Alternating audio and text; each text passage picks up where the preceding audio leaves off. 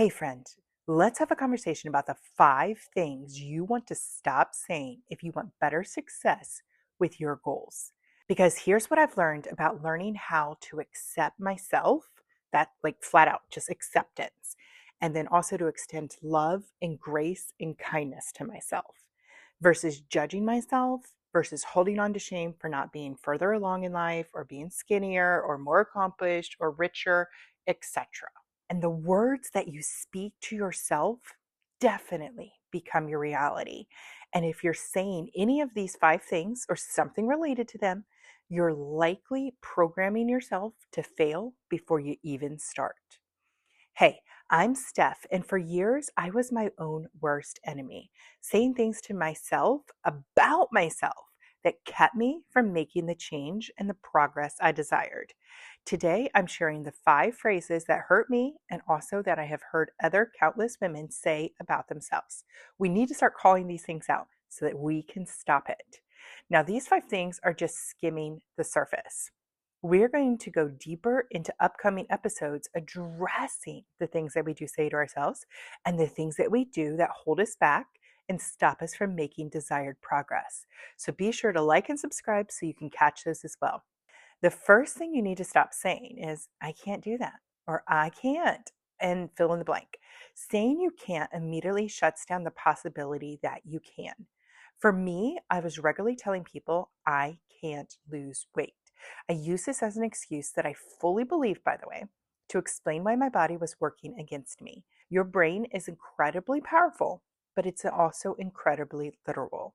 When you say, I can't, your brain says, okay. And it just accepts it and moves on. Instead of trying to say, I just haven't figured it out yet, or I'm still learning how to do this. See how that simple repositioning helps to open up the door to possibility. Number 2, never express your excuses. Never tell anybody else your excuses, because this is the one that is such an easy trap to fall into. My weight loss excuse was my hormones are messed up, or my body gains weight so easily. My body refuses to let go of weight. Like, I had so many of these that I would say, and I fully believe them because I had so much evidence to validate it and to prove it. I even gained weight during a horrible virus. Like, this virus was so bad, and I barely ate anything for 3 weeks. Now, most people would have lost a lot of weight, been like skin and bones, barely holding on. Well, I was barely holding on. But the weird thing is despite all that vomiting, despite how little nutrition was able to stay in my body, I still gained weight, proving to myself that that excuse was fully valid. But this goes back to the first step, that what we say, our brain will continue to show us evidence of. We will continue to get the result that we are seeking. So, as a reminder, we get what we focus on. And if we want to change our reality, we want different results, we have to begin by changing what we think.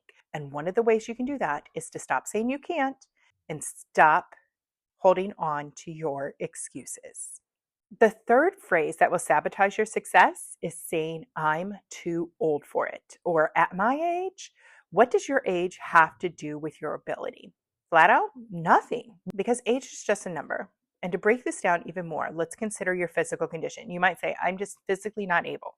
Well, friend, your physical condition can change. You can start strengthening your body, giving it the attention it needs, giving it the fuel, the nutrition, whatever it needs to thrive. The same is true of your mental well-being and your emotional state.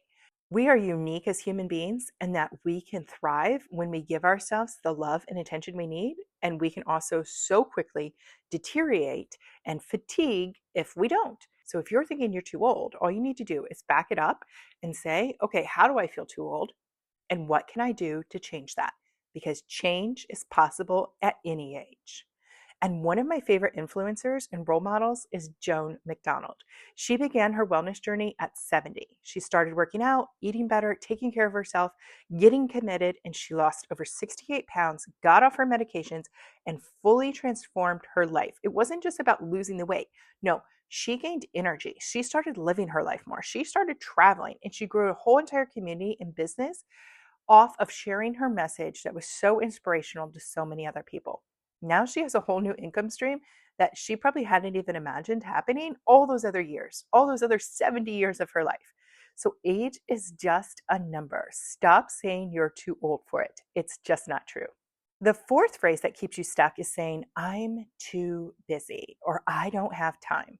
And I've continued to hear this over the years from women of all different walks of life and all different stages.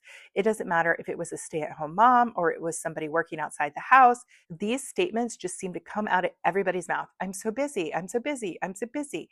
I don't have time for that. And I started to notice it. Like it started to hit in my mind how I was saying it and how much I could hear other women saying it. And I made a commitment to myself. I said, this is not how I want to live. I don't want to be in a rush. I don't want to be going from one thing to the other. I don't want to feel limited on how I can live my life. And when I had this realization, my son was much younger, and I just wanted to be able to say, if I want to drop everything and spend the day with him, so be it. And I made that decision not to live a hurried life. I just wanted space to be able to do what I wanted to do when I wanted to do it.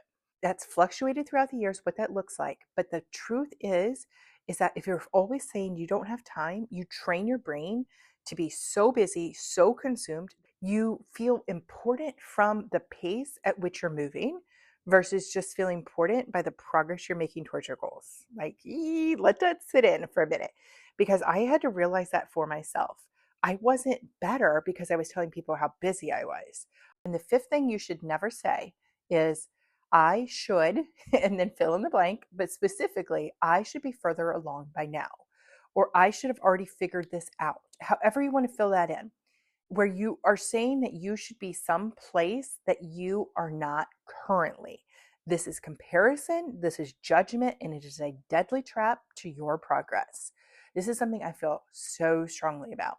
And I've been working on identifying areas where I say this or believe this about myself so I can catch it and I can clean it up. And this is entirely the focus of my new book, Permission to Start Over, because it's about understanding that you've got to stop beating yourself up for not being there, wherever there is you want to be, yet.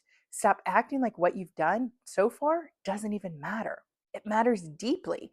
You can figure things out. You can keep making progress, but it all begins when you learn how to stop fighting the reality of where you are and you free up the energy to move forward instead of beating yourself up. True acceptance, friend, is steady. It's quiet. It's not flashy or loud. It's not a big goal announcement. And this is how you're going to build lasting change and success. And this is so huge. This is the work we're doing together inside of the community. If you want to come inside the free community, the link is in the description. Learning how to let go of judgment, learning how to be present with yourself, giving yourself acceptance, allowing yourself to see the things that you say to yourself and things that you believe about yourself that are holding you back. And that way you can start to make progress. You can start to change the results that you're getting. All of the 5 things that we've just talked about are barely skimming the surface.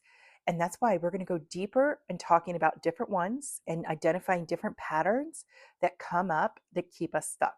We're going to go into the upcoming episodes. So once again, be sure you like and subscribe so that you get the notifications in the feed so you know when those videos release. So I'll see you in the next video where I'm going to share some of the exact mindset shifts that help me break through my biggest limiting beliefs, where we're going to talk about some of the content in my new book, Permission to Start Over, identifying the areas where you think you should be further along and releasing that judgment. Happy bouncing, friend.